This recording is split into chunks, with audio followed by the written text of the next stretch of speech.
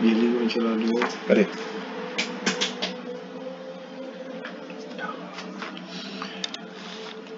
Olá, alunos.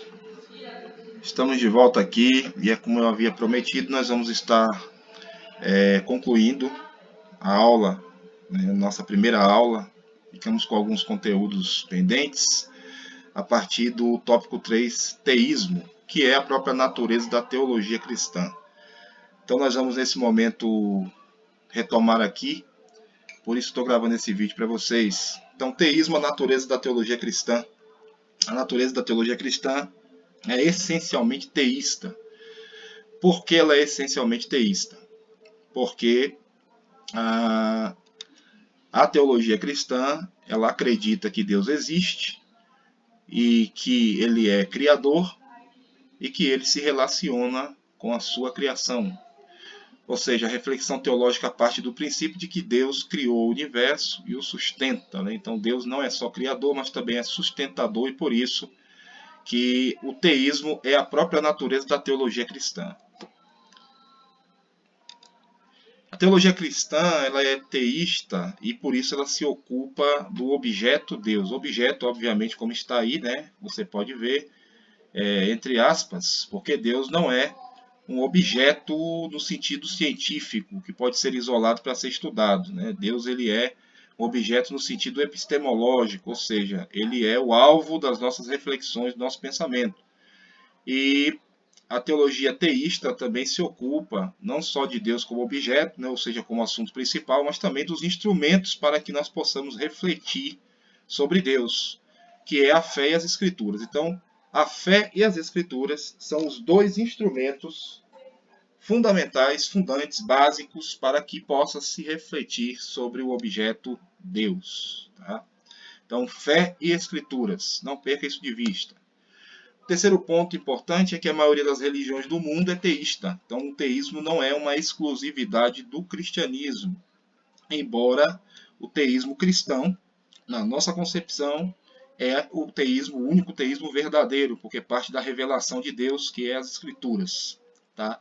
Então, como o cristianismo não é a última ou única religião teísta, nós vamos dar alguns exemplos aqui das principais ou de algumas das principais religiões teístas. Tá? Então, preste atenção no final de cada nome aqui dessas 4 formas de teísmo. Né? Observe, ó, monoteísmo, veja, né, termina com teísmo, politeísmo também, enoteísmo e panteísmo. Então a diferença realmente está no início de cada nome. Monoteísmo, monos é um único, né? Então teísmo de um único Deus, tá? Então todas as religiões teístas, monoteístas, são religiões que acreditam em um único Deus. O politeísmo já é totalmente o contrário, né? O politeísmo acredita em várias divindades, tá? Em vários deuses. O enoteísmo, ele é semelhante ao politeísmo, com uma diferença fundamental aqui. Ele também acredita em vários deuses, mas ele acredita que um único Deus está acima dos outros deuses. Um exemplo seria o próprio panteão grego, né, em que Zeus é a divindade maior, suprema, e os outros deuses estão ali sob os seus domínios. E o panteísmo é uma forma de pensar, né, uma forma teísta de pensar Deus, como ele sendo tudo, né? Tudo é Deus. Então Deus, ele pode ser uma planta, pode ser um animal. Aqui também se enquadram as chamadas religiões animistas, né, que até coisas que não têm alma, por exemplo, como árvores e pedras, podem ser Deus, né? Ou Deus pode estar manifesto através desses seres, né, desses entes, melhor dizendo. Então, nós vamos aqui, ó, mostrar alguns exemplos. Observe em que cor está contornada a imagem para estar relacionada ao seu conceito. Então está aqui, ó, contornado de azul. Então significa que essas 3 religiões aqui representadas, né, o cristianismo, o islamismo e o judaísmo, são religiões monoteístas. É bem verdade que se a gente for aprofundar a discussão, principalmente sobre o Islã, quanto a ser monoteísta, a gente vai ter aqui bastante assunto, né? Vai ser bastante polêmico, porque, embora eles sejam classificados na ciência da religião como uma religião monoteísta, o Islã tem assim Maomé como praticamente uma divindade, né? Uma veneração excessiva à pessoa de Maomé. Temos também um outro exemplo aqui, esse símbolo aqui chamado de Om, que é um símbolo do hinduísmo, em que representa, por assim dizer, o sopro criativo, tá? Então esse símbolo do hinduísmo é o principal dos mantras, e cada um dos elementos aqui da natureza, né, da natureza criativa, segundo o hinduísmo, está representado em partes dessa figura. Por exemplo, especialmente nessa região aqui, eles dizem que é o fogo, já nessa região aqui, a água, nessa região aqui, pequenininha aqui, tipo um quadrado aqui, meio que na diagonal, eles dizem que é éter. Essa região de baixo aqui, eles dizem que é o ar. E essa região maior aqui, eles dizem que é a terra. Então esse símbolo é o símbolo do hinduísmo chamado de Om, O-M, tá? Então perceba que está contornado de vermelho, então é um exemplo de politeísmo. Mais um símbolo. Isso aqui é uma representação do panteão grego, em que vários deuses estão aqui, e Zeus, né, está aqui, ó, ao centro, contornado de verde, fazendo alusão ao enoteísmo. Um exemplo moderno de enoteísmo podia ser o próprio candomblé, né, em que há vários orixás, mas o principal deles, segundo o candomblé, né, Oxalá, seria aí uma espécie de Zeus aí no candomblé, seria o senhor de todos os orixás. E um quarto e último símbolo aqui, representando, contornado de preto e representando o panteísmo, é o próprio símbolo do panteísmo, que é uma representação também da nova era, né, em que há aqui tipo que uma trindade, porém com cores de elementos da natureza, simbolizando que a própria trindade está em todas as coisas, né? E isso é panteísmo, tá? Então vamos lá, prosseguindo aqui a nossa aula. Em Salmos 14:1 e também no Salmo 53:1, ambos denunciam aí que o ateísmo é uma loucura, né? E que esse ateísmo não necessariamente se manifesta só naqueles que realmente não creem em Deus, mas até mesmo naqueles que creem, mas que vivem como se Deus não existisse, né? Então, tanto o Salmo 14:1 como o Salmo 53:1 vai dizer que o louco diz no seu coração, não há Deus, né? Então, existem, com base aí nesses dois salmos também, dois pensamentos errôneos que são denunciados, né, acerca da existência de Deus. Então, o primeiro desses pensamentos é o ateísmo, que ignora a existência do Deus Criador, sustentador e provedor de todo o universo, também nega a existência de qualquer outra divindade. E o símbolo do ateísmo é esse símbolo aqui, ó, tá? E temos também o deísmo, que na aula aí eu falei com vocês que nós iríamos abordar um pouco mais sobre ele, acabou não dando tempo e agora estamos fazendo isso nesse vídeo. O símbolo do deísmo é esse aqui, ó. Esse símbolo aqui, o nome desse símbolo é o Trixoi, tá? Trixoi no deísmo simboliza o seguinte: essa pirâmide, né, aqui na base representa a Trindade, tá? E quase que essa pirâmide incompleta apontando para cima é o universo. Está aberto por quê? Para dar a ideia de que, embora a base do deísmo seja Deus, eles creem na existência de Deus, contudo, o universo criado por Deus, eles também creem no criacionismo, né? Pelo menos o deísmo clássico crê no criacionismo. Embora o universo tenha Deus como base, ele está aberto, ou seja, Deus não comanda mais o universo. Então, eles não aceitam qualquer tipo de relação de Deus com a sua criação, né? Essa doutrina admite que Deus existe, que é criador, porém nega que Deus interfira no universo criado, ou seja, todas as coisas são regidas pelas leis naturais e, portanto, com essa visão, milagres não existem, porque se Deus não pode interferir na ordem criada, milagres não podem acontecer, tá? Então o deísta, mesmo que crendo em Deus, crendo no Deus Criador, ele vai negar a existência de milagres, porque ele não crê mais que Deus interfira na criação. Bom, continuando aqui, de que forma, né, tópico 4, de que forma que a teologia cristã é uma ciência, né? Então aqui no nosso pequeno enunciado aqui ao lado, do lado direito, a teologia é chamada de ciência porque consiste em fatos relacionados com Deus e com coisas de ordem divina apresentadas de uma maneira lógica e ordenada. Então perceba o destaque na palavra lógica e na palavra ordenada. É óbvio que a teologia não pode ser comparada com uma ciência, como uma ciência exata, por exemplo, 2 mais 2 são 4. Não pode ser escrutinada pelo método científico nesse aspecto, mas ela é uma ciência porque procura ter um posicionamento, uma argumentação lógica e ordenar fatos para que esses fatos possam ser estudados. Por esse viés, ela pode ser chamada de ciência porque ela tem um objeto definido de estudo. E qual é o objeto definido de estudo da teologia? É Deus, tá? Além disso, ela também aceita as regras da lógica. Nós explicamos isso, né, na sala de aula, né, como método. Tá lá nós explicamos as 3 regras do pensamento lógico, né? A regra da não contradição, a regra da identidade e a regra do terceiro excluído, tá?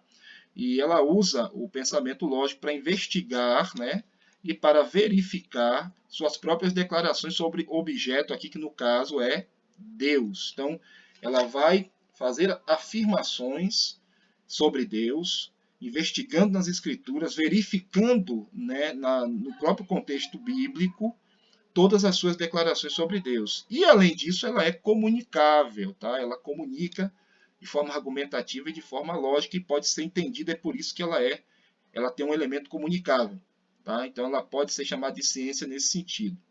Além disso, ela é objetiva, né? Ela não nasce da subjetividade do pesquisador. Então a teologia ela não brota dos nossos achismos, né, ou dos nossos sentimentos. Ela brota do pensamento lógico sobre aquilo que a gente lê nas escrituras, né, entende e ordena para que possa ser lido também por outras pessoas e ser explicado para as outras pessoas. Um exemplo muito simples, né, pode parecer até simplório, mas não. É uma aula, por exemplo, de escola bíblica dominical. O professor ele está ali organizando seu pensamento para passar de forma organizada para os seus alunos, para que os mesmos possam entender as afirmações que se faz sobre Deus ali naquele momento. E um quarto ponto ainda sobre a forma que a teologia cristã pode ser chamada de ciência, é que ela é coerente em suas proposições, ou seja, em suas afirmativas lógicas sobre o objeto em questão. Ou seja, todas as afirmações que são feitas sobre Deus, independente do livro bíblico que você esteja lendo, de Gênesis a Apocalipse, haverá uma coerência implícita. A Bíblia não se contradiz sobre Deus, né? Deus não se contradiz sobre si mesmo na sua revelação, e por isso ela é coerente, por isso pode ser chamada de ciência nesse sentido. Destaquei agora o nosso quinto e último ponto, que é o ponto de partida para o estudo da doutrina cristã, né? Da teologia cristã. Aqui nós vamos falar sobre as fontes de autoridade para se fazer teologia, né? As fontes de autoridade para se fazer teologia. Então perceba uma coisa, o ponto de partida para o estudo e reflexão teológica está nas fontes utilizadas, e nós veremos agora as fontes da autoridade teológica, propostas, por exemplo, por John Wesley. Eu vou usar John Wesley aqui, né, no seu famoso quadrilátero wesleyano, porque há um consenso, né, na teologia cristã em usar as proposições de John Wesley nesse sentido, nesse assunto. Nós temos também o triângulo luterano, que apenas exclui o elemento tradição, mas o elemento mais utilizado é o quadrilátero wesleyano. Então vamos a ele aqui. Você vai entender por que quadrilátero wesleyano. Tá? Você tem aqui essa representação. John Wesley ele dizia o seguinte: a teologia ela flui, né, ela nasce a partir das escrituras, está aqui, certo? As escrituras são inegociáveis para John Wesley, como é para nós. E a escritura ela vai mediar, tá? Vai mediar a nossa razão, vai mediar a nossa experiência e vai mediar também a tradição. O que seria aí razão, experiência e tradição? Criação eu vou falar já para você, tá junto com razão, tá? Então, o que seria isso aqui? Vamos lá, vamos para cada ponto. Primeiro, John Wesley dizia que a tradição é uma fonte de autoridade para se fazer teologia. Por quê? Porque a tradição ela é o resultado da teologia produzida pela igreja durante a história. Um exemplo que nós podemos dar é a teologia de Santo Agostinho, que lá no século IV ele influenciou, por exemplo, João Calvino, que só veio existir no século XVI. Tá? Também podemos citar Tomás de Aquino, que no século XII conseguiu, no movimento chamado de escolástica, influenciar também toda uma teologia, principalmente a teologia católica dos nossos dias. Tá? Então, a tradição, ou seja, tudo aquilo que foi produzido na igreja cristã durante a história, que foi afirmado, que foi documentado, que foi sistematizado, tem o seu valor e algumas questões são muito caras. Por exemplo, a doutrina da Trindade, ela é do século IV, ela foi sistematizada, defendida no século IV pelos chamados teólogos capadócios, né? Gregório de Nissa, Gregório de Nazianzo e Basílio. E eles defenderam a doutrina da Trindade como nós defendemos hoje. Então, nós temos a doutrina da Trindade, a sistematização dessa doutrina, não a invenção, tá? A doutrina está na Bíblia, mas a sistematização, a organização de forma lógica, para que possa ser estudado de forma coerente, lá do século IV. Então, a tradição tem o seu papel como fonte de autoridade da teologia. Um outro exemplo aqui, John Wesley dizia que a experiência diz respeito à religião do coração, ativada pelo Espírito de Deus. John Wesley afirmava que a teologia ela flui de uma verdade apreendida pela mente, tornando-se verdade do coração. E isso por meio da obra do Espírito Santo. Ou seja, a gente lê a palavra de Deus, a gente entende a palavra de Deus, a gente memoriza a palavra de Deus e o Espírito de Deus transforma aquela verdade que ficou clara à nossa mente em uma verdade fincada no nosso coração, ou seja, que não pode ser tirada. Uma verdade experiencial. E por isso, nesse sentido, John Wesley dizia que a experiência é uma fonte de autoridade também para se fazer teologia. Um terceiro ponto aqui, importante nesse quadrilátero wesleyano, é razão e criação. Por que eu coloco as duas coisas juntas? Porque as duas coisas dependem daquilo que conhecemos por teologia natural, certo? A razão, que o John Wesley dizia que era como que uma marca de Deus do ser humano, uma dádiva, né? Ela serve para que a gente possa entender, por exemplo, as Escrituras. Sem raciocínio lógico não se entende texto nenhum, e muito menos o texto das Escrituras. E a criação, que nós conhecemos também na teologia por revelação geral, é todo o universo criado, que a partir dele se infere que existe um Criador. Né? Então você olha para as maravilhas da natureza, por exemplo, para a complexidade das vidas, né? E você entende que é impossível que isso existisse se não houvesse um Criador tanto inteligente para tal, quanto também poderoso. Né? Então, nós temos na teologia natural a razão e a criação. Razão e criação. E razão e criação estão dentro do quadrilátero wesleyano como fonte de autoridade para se fazer teologia também. Porque tanto razão como criação trata daquilo que pode ser percebido pela mente. Tá? E último ponto aqui, eu comecei com Bíblia e vamos terminar com ela. Né? John Wesley dizia que as Escrituras, né, é o que regula todas as demais fontes. Então, a experiência tem sua importância, mas precisa ser submetida à regulação das Escrituras. Nenhuma experiência que contradiga as Escrituras sagradas pode ser uma fonte de autoridade teológica. A tradição tem a sua importância, nós temos grandes nomes, grandes vultos, né, do passado, da tradição cristã também, alguns chamados de pais, né, da patrística, como Agostinho já citado, como Atanásio, como os três capadócios, né, Gregório de Nissa, Gregório de Nazianzo e o próprio Basílio. E temos tantos outros, Justino, conhecido como Justino Mártir, Irineu, que escreveu o seu Adversus Aereses, né, Irineu contra a heresia, e vários tantos outros teólogos do passado, mas todos eles falaram de acordo com as Escrituras. E alguns que foram, inclusive, condenados em concílios como Ário, né, eles falaram contra as Escrituras, por exemplo, na questão da divindade de Cristo, e por isso foram excomungados, porque não produziram teologia de acordo com as Escrituras sagradas. Tá? Então, tudo isso aqui, inclusive a razão, razão mesmo, nós vimos na aula, nós só temos quando cremos e falamos conforme as Escrituras. Aliás, Isaías, pelo Espírito, ele falou, né? Lá está lá em Isaías 8, ele diz que se 8:20, que a lei é o testemunho, se não falarmos conforme essa palavra, né? Ou seja, a palavra de Deus, jamais veremos a alva. Então, todo aquele que fala contra a palavra de Deus, ele é mentiroso, não é verdadeiro. E a criação, nós entendemos que ela é criação porque a Bíblia dá esse testemunho, que os céus manifestam a glória de Deus e o firmamento as obras da sua mão. Tá? Então, o quadrilátero wesleyano recebe esse nome porque tem 4 proposições. Essas 4 proposições, tá, norteadas pelas Escrituras, pela Bíblia, e o wesleyano por causa do seu próprio nome. Então, essa foi a nossa aula de hoje, ou melhor, a complementação da nossa aula 1. Que Deus abençoe vocês, bons estudos e quaisquer dúvidas, estamos no nosso grupo lá do WhatsApp. Aliás, utilizem, tá? Para tirarmos dúvidas. Vocês têm utilizado bastante, ou melhor, muito pouco essa ferramenta. Estou aguardando vocês lá e Deus abençoe a todos.